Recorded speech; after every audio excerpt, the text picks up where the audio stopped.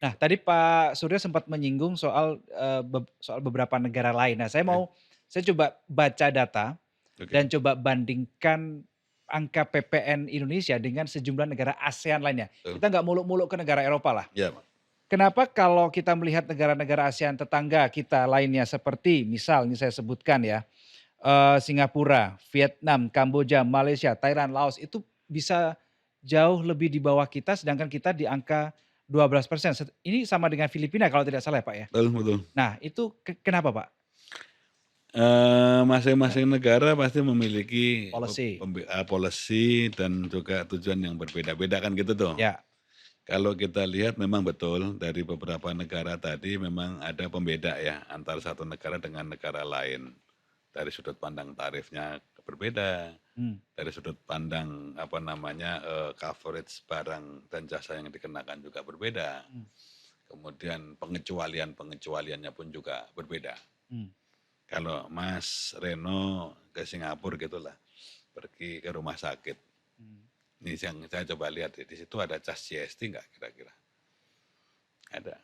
mmm, Kemudian kita ke apa namanya sekolahan di beberapa negara lah. Ada nggak kita kena apa GST atau PPN atau VAT atau sales tax? Ada. mmm, Nah, yang menjadi pembeda kadang-kadang kita mesti harus dudukkan dalam konteks secara keseluruhan, bukan hanya kita bicara tarif, oke. gitu. Kan hanya bicara tarif karena tadi treatment menjadi krusial. Kalau di Indonesia tadi saya sampaikan seluruh barang kena pajak, seluruh Semua jasa jasa kena kena jasa, pajak. kan gitu tuh. Tapi yang dibebaskan yang mana sih?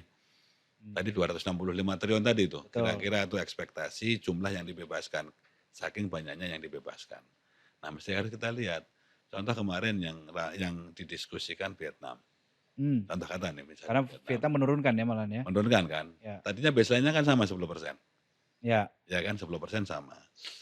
Nih yang membedakan dengan Vietnam, satu, Vietnam pengecualian untuk pengusaha kecil, kalau Indonesia kan 4,8 ya. miliar setahun dia nggak pungut pajak, Vietnam cuma 63 juta.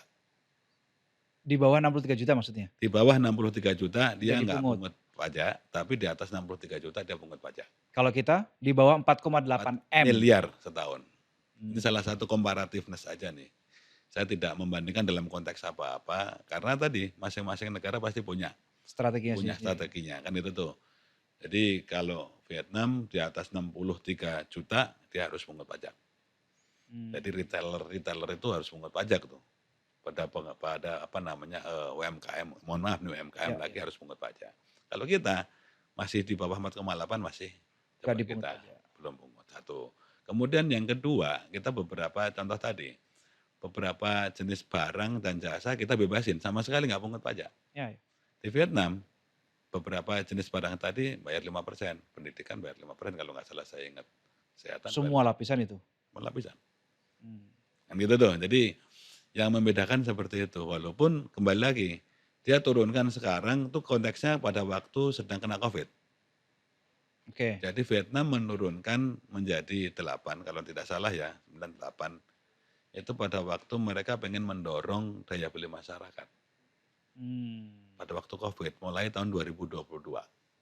Sebetulnya 2024 ini selesai diperpanjang ke setengah tahun 2025. Jadi kami coba melihat aja sih, apa sih pembeda antara kita dengan mereka. Kemudian yang lain pembedanya, kalau Indonesia coba merekam nih, berapa sih expenditure-nya negara nih. mmm, Tadi saya sampaikan 265, kalau dengan PPH mungkin sekitar 400-an triliun lebih lah. ya, Di Vietnam ada nggak? Nggak ada tuh, nggak dipublikasikan. Kita nggak pernah tahu apa yang mereka berikan insentif, seberapa insentifnya mereka, kita nggak pernah tahu.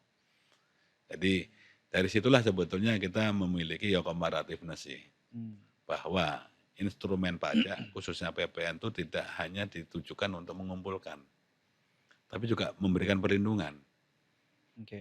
Memberikan perlindungan seperti apa ya tadi, pemihaan-pemihaan tuh terus kita coba letakkan dalam kerangka kita nyusun undang-undang itu sendiri.